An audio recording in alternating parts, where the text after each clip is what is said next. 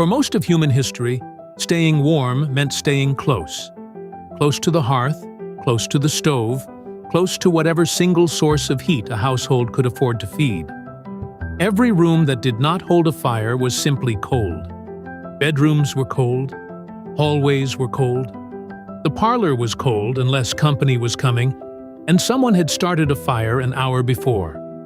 People layered wool over wool, kept their coats on indoors, and organized the rhythms of their lives around the tyranny of the single burning room.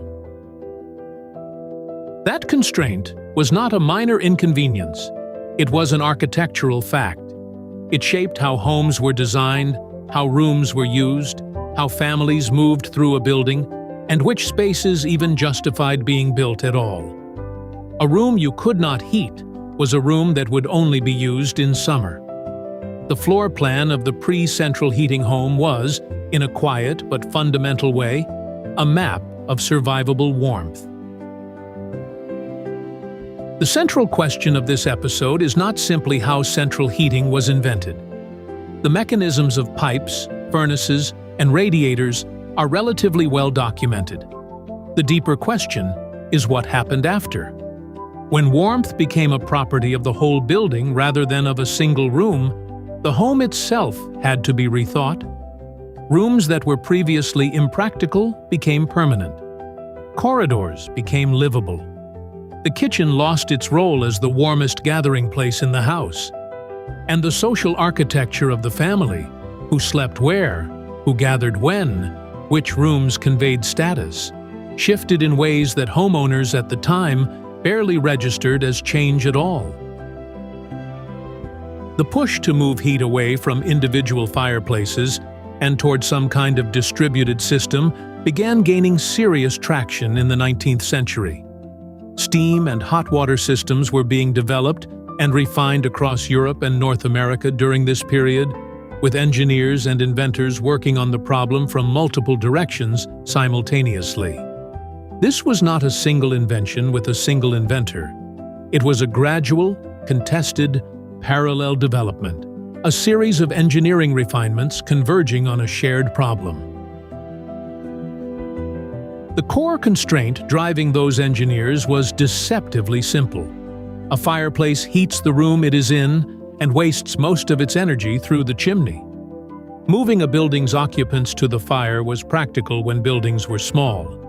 But as buildings grew larger, factories, hospitals, schools, and eventually ambitious private homes, moving the occupants was no longer realistic. The constraint demanded that the heat move instead. Early hot air furnace systems attempted exactly that. A furnace in a basement or dedicated room would heat air, and that air would travel through ducts to the rooms above. The concept was sound. The execution was frequently unreliable. Heat distribution was uneven. Rooms near the furnace were stifling. Rooms at the far end of the duct run were barely warmer than before. And the systems depended on a household staff or a dedicated occupant willing to manage the furnace through the night. The warmth was centralized, but the labor was not eliminated. It was just relocated to the basement. Steam and hot water radiator systems addressed some of those problems by moving water rather than air.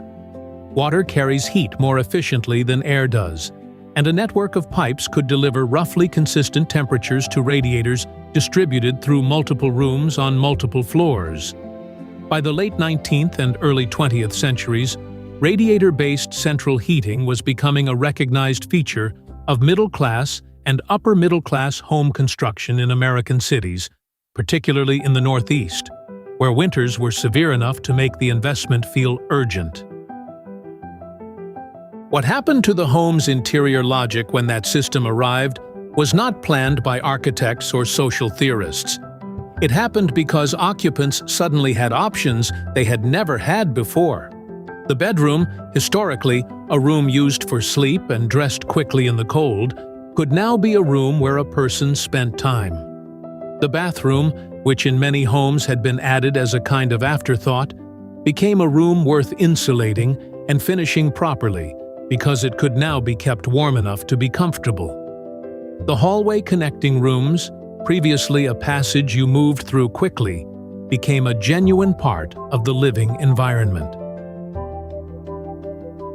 Perhaps the most consequential shift was in the kitchen. Before central heating, the kitchen stove was often the warmest place in the house. In working-class homes and many middle-class homes, the kitchen was where the family actually gathered, ate, did homework, and spent cold evenings. The parlor, by contrast, was a formal room, heated only for guests, preserved as a social display rather than a living space. Central heating inverted that hierarchy. When every room could be warm, the parlor or living room became the everyday gathering space. The kitchen was gradually redefined as a functional workspace rather than a social center. The physical warmth that had made the kitchen the heart of the home was now distributed equally, and the kitchen lost its thermal advantage. This shift had lasting effects on kitchen design. As the kitchen became more purely functional, it shrank in many 20th century floor plans. The large central farm kitchen that dominated earlier domestic architecture gave way to a more compact, efficient room positioned at the back or side of the house. The cooking hearth had once required a large room around it.